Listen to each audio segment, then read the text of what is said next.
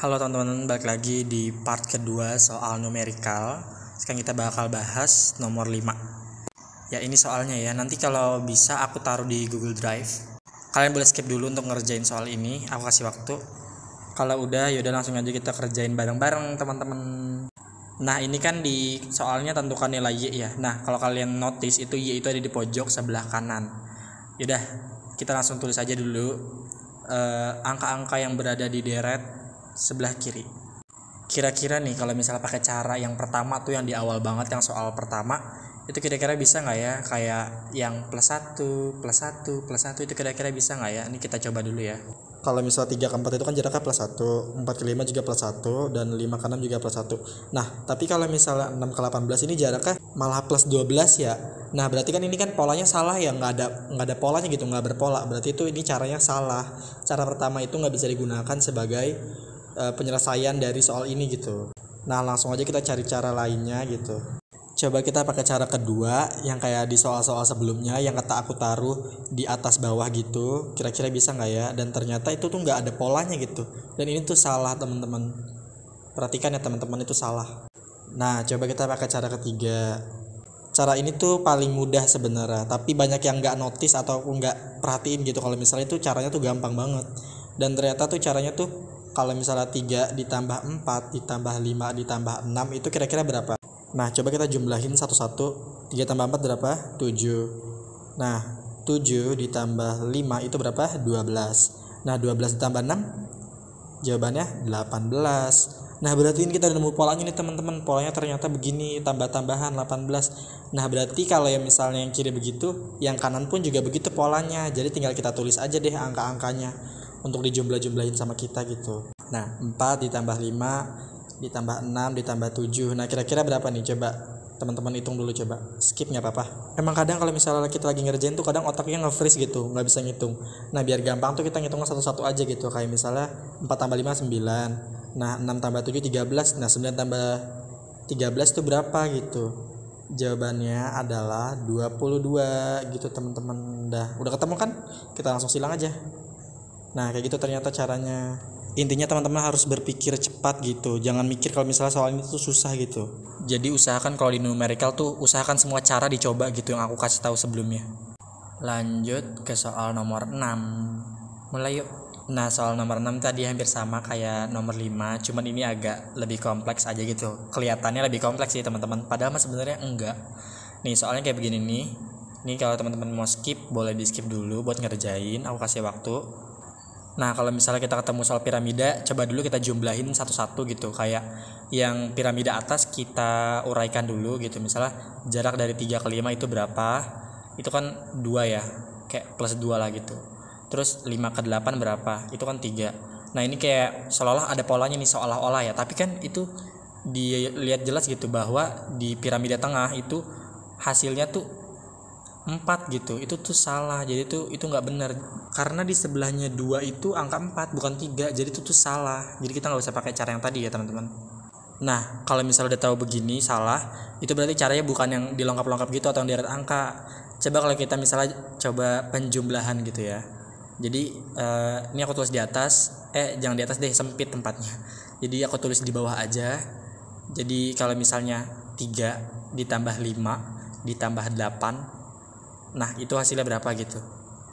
3 tambah 5 kan 8, 8 tambah 8 16, yaudah 16. Nah lalu di bawahnya gitu, 2 ditambah 4 sama dengan 6. Nah ternyata ini kayak ada polanya gitu gak sih. Jadi kayak 16 ditambah 6 atau 16 dikurang 6 gitu.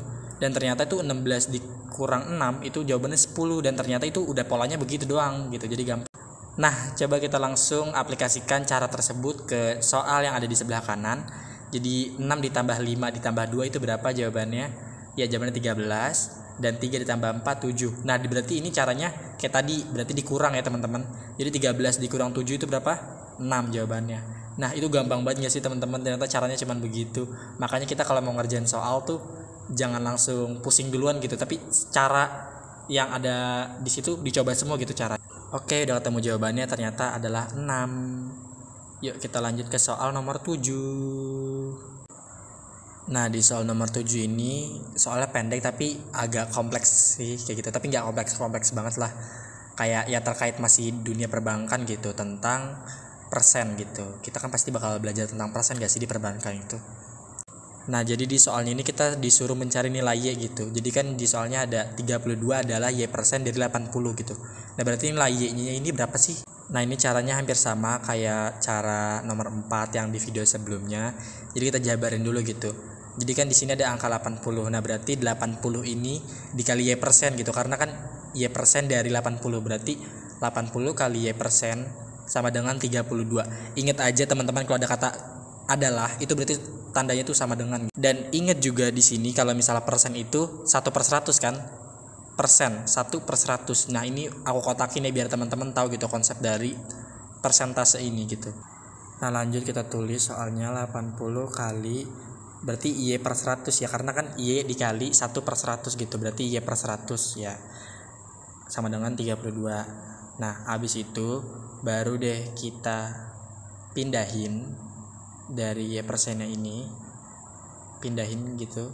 Jadi yang Y masih di kiri dan 100-nya kita pindahin ke sebelah kanan, karena biar kita bisa mengkalikan gitu angka sama angka.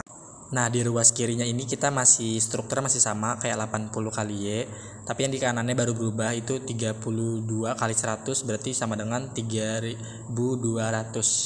Nah, kan tadi kan 100 dipindahin, sekarang 80-nya nih, 80-nya kita pindahin ke sebelah kanan gitu. Jadi biar angka ketemu angka, berarti kan ini tinggal sendiri, berarti Y sama dengan 3200 dibagi 80. Karena pindah ya teman-teman, ingat pindah. Jadi dibagi. Nah, buat kalian yang susah ngitung, itu coba nolnya dicoret dulu dari masing-masing angka. Dicoret biar agak mudah gitu. Kalau sekiranya kalian masih kesulitan, coba aja deh 32 dibagi 8 itu hasilnya berapa? Coba 32 dibagi 8 itu kan hasilnya 4. Nah, berarti kita langsung aja taruh 4. Karena nolnya masih ada 1, ini nol yang ini masih ada 1, jadi kita taruh di bawah 40. Nah, jadi hasilnya 40. Kita langsung silang aja deh yang 40, gampang kan?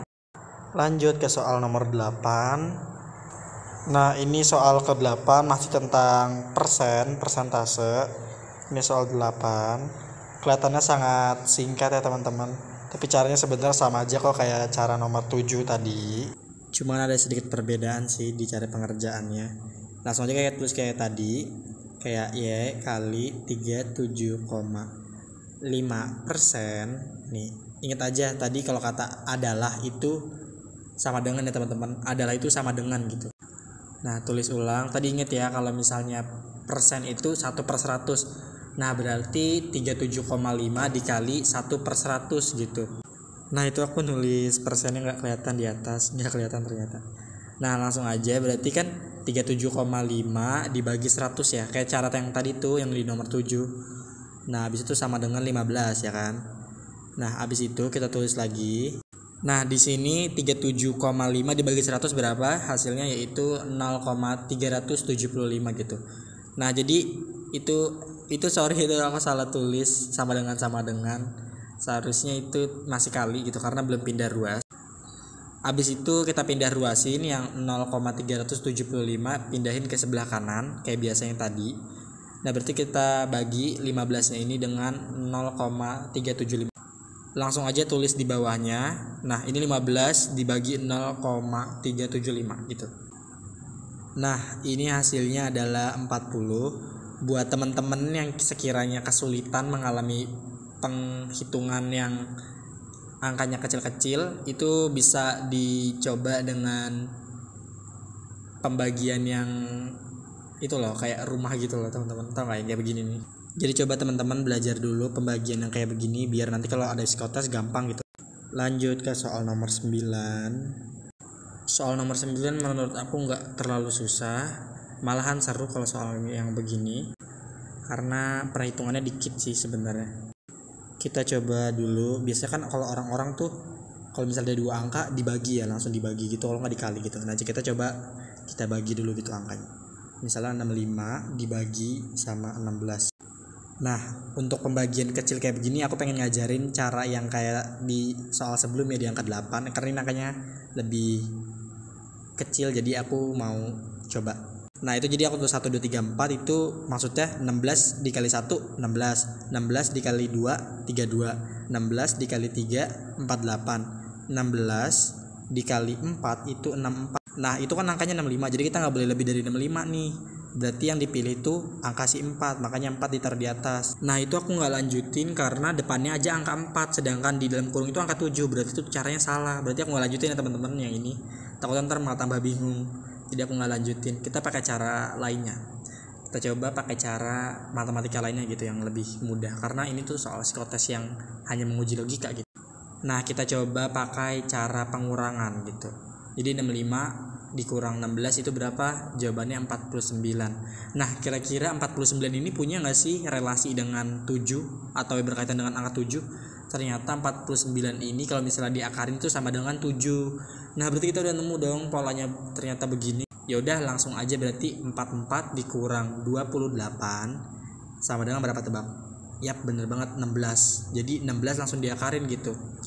Nah ternyata akar 16 itu adalah 4, dan ketemu jawabannya ternyata 4. Yeay, gampang kan ternyata teman-teman kalau begini caranya.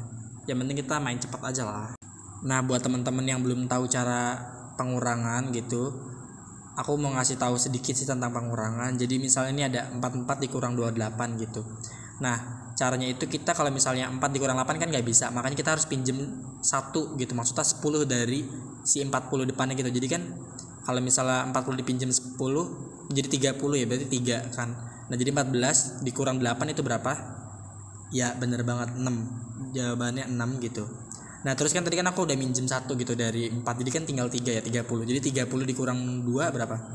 1, jadi 10 gitu, maksudnya 16 jadi hasilnya gitu teman-teman. Lanjut ke soal terakhir, ke soal nomor 10. Ini soalnya ya lumayan ngejebak gitu, karena angkanya tuh kecil-kecil, masih tentang pembagian.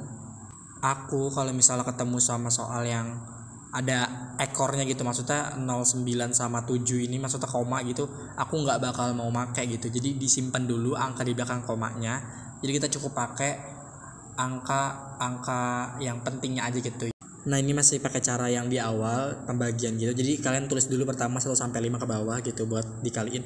Jadi 64 dikali 1 64, 64 dikali 2 128, 64 dikali 3 192. Nah 64 dikali 4 itu 256. Nah kalau misalnya 64 dikali 5 itu hasilnya 320. Nah karena di situ di dalam rumah yang itu cuma 304, berarti 320 itu salah karena udah melebihi angka yang mau dibagi gitu. Jadi itu salah, itu kita nggak usah pakai. Jadi kita pakai angka terkecil tapi mendekati gitu. Dan jawabannya itu adalah 256. Nah 256 ini tadi 4 kali berapa? Dikali 4. Nah berarti depannya itu angka 4 ternyata. Nah berarti kita tinggal mengeliminasi pilihan ganda yang sekiranya nggak ada depan angka 4-nya. Ternyata ada 2 nih pilihan yang di depannya tuh ada angka 4 koma gitu. Nah tinggal kita kurangin aja nih, 304 dikurang 256. Berarti kan hasilnya kan masih banyak ya. Berarti itu kemungkinan besar ada angka ekornya gitu. Jadi 4,7 bukan yang 0.